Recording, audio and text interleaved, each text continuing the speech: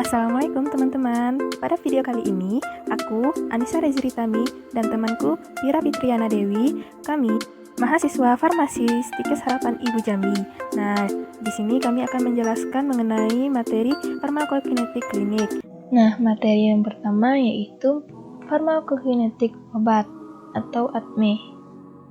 Farmakokinetik obat terdiri dari 4, yang pertama absorpsi, yang kedua distribusi, yang ketiga metabolisme, dan yang keempat ekskresi.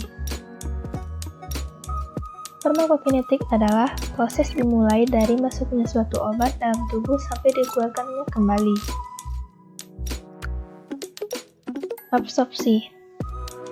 Absorpsi adalah ketika obat masuk ke dalam tubuh dari tempat pemberiannya menuju ke aliran darah.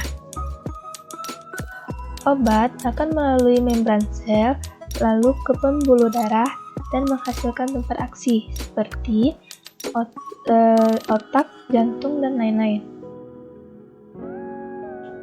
Cara pemberian obat yaitu ada subkutan, caranya diletakkan di bawah lidah. Peroral, cara pemberian obat melalui mulut dan ditelan.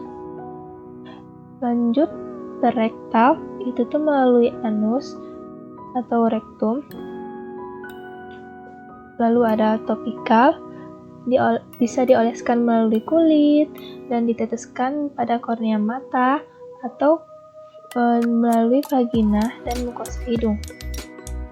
Inhalasi, pemberian obat secara langsung ke dalam saluran pernapasan melalui penghisapan.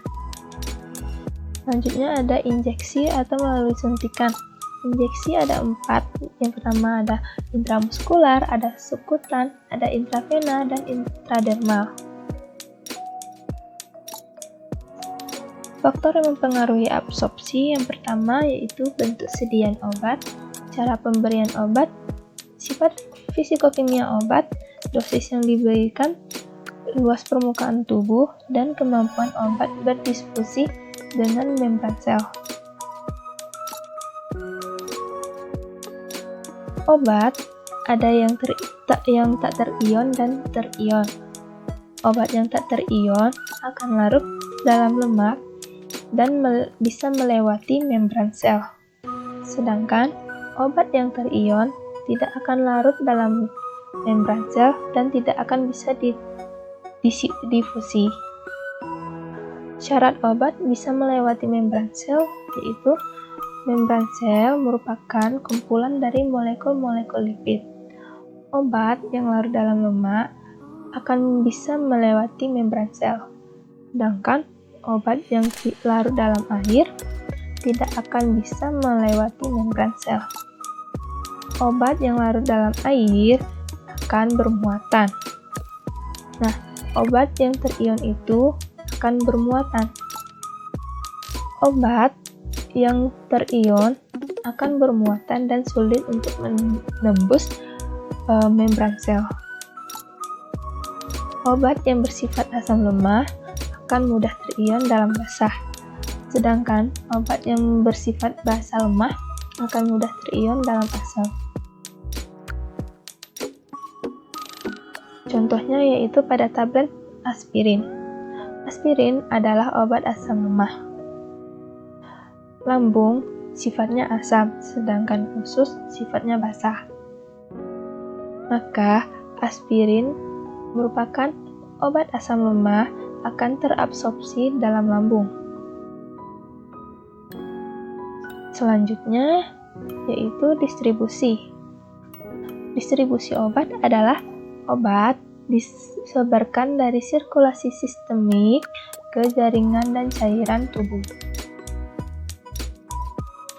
Distribusi obat yang telah diabsorpsi tergantung beberapa faktor, yaitu aliran darah. Aliran darah yang besar, maka distribusinya juga akan besar. Aliran darah yang besar terdapat pada jantung, hepar, dan ginjal, sedangkan aliran darah yang kecil, maka distribusi obat akan kecil juga, seperti terdapat pada kulit, lemak, dan otot. Yang kedua ada permeabilitas kapiler. tinggi tergantung pada sifat dan bentuk dari kapiler itu sendiri. Yang ketiga, ada ikatan protein. Obat bebas akan memberikan efek, sedangkan obat terikat protein tidak aktif dan tidak dapat bekerja. Obat akan dikatakan terikat pada protein yang tinggi itu apabila melebihi dari 80%. Selanjutnya ada metabolisme. Metabolisme adalah proses reaksi kimia yang mendorong pembentukan metabolit obat untuk diekskresikan keluar tubuh. Metabolisme dikatalis oleh enzim, terutama pada enzim CYP. Organ utama dalam metabolisme obat adalah hati, yaitu di retikulum endoplasma atau mikrosom dan di sitosol. Untuk mengubah obat yang bersifat non-polar yang larut lemak menjadi polar yang larut air, sehingga dapat diekskresikan melalui ginjal, empedu, ataupun paru-paru. Metabolisme ada dua fase, yaitu fase pertama dan fase kedua. Fase pertama terjadi reaksi oksidasi, reduksi, dan hidrolisis. Pada fase pertama, mengubah obat non-polar menjadi polar dan akan mudah diekskresikan. Lalu mengubah obat yang inaktif menjadi aktif. Sedangkan pada fase kedua, terdapat reaksi konjugasi dengan substrat endogen seperti asam glukuronat, asam sulfat, asam asetat, ataupun asam amino. Akibatnya, obat hampir selalu tidak menjadi aktif. Obat dapat mengalami reaksi fase 1 saja ataupun fase 2 saja, ataupun fase 1 diikuti dengan fase 2. Selanjutnya ada ekskresi. Ekskresi adalah proses pembuangan sisa-sisa hasil metabolisme obat. Organ terpenting dari ekskresi obat yaitu ginjal. Sebagian besar obat dibuang dari tubuh oleh ginjal melalui urin. Obat juga dapat dibuang melalui paru-paru, ekskresin seperti keringat, ludah, dan payudara. Dapat dibuang juga dengan melalui kulit dan trakt intestinal. Obat diekskresikan melalui ginjal dalam bentuk utuh maupun dalam bentuk metabolitnya. Ekskresi melalui ginjal melibatkan 3 proses, yaitu filtrasi glomerulus, sekresi aktif di tubulus, dan reabsorpsi pasif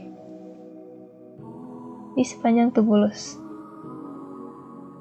Organ kedua yang berperan penting setelah ginjal untuk ekskresi obat adalah melalui empedu ke dalam usus dan keluar bersama feses. Ekskresi melalui paru, terutama untuk eliminasi gas anestetik umum. Sekian, terima kasih. Materi selanjutnya akan dijelaskan oleh temanku, Kira Fitriana Dewi.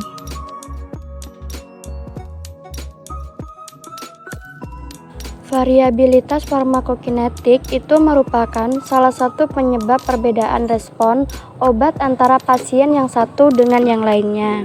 Faktor variabilitas farmakokinetik itu yang pertama genetik, yang kedua penyakit, yang ketiga usia dan ukuran tubuh, yang keempat obat-obatan, dan yang kelima itu ada lingkungan.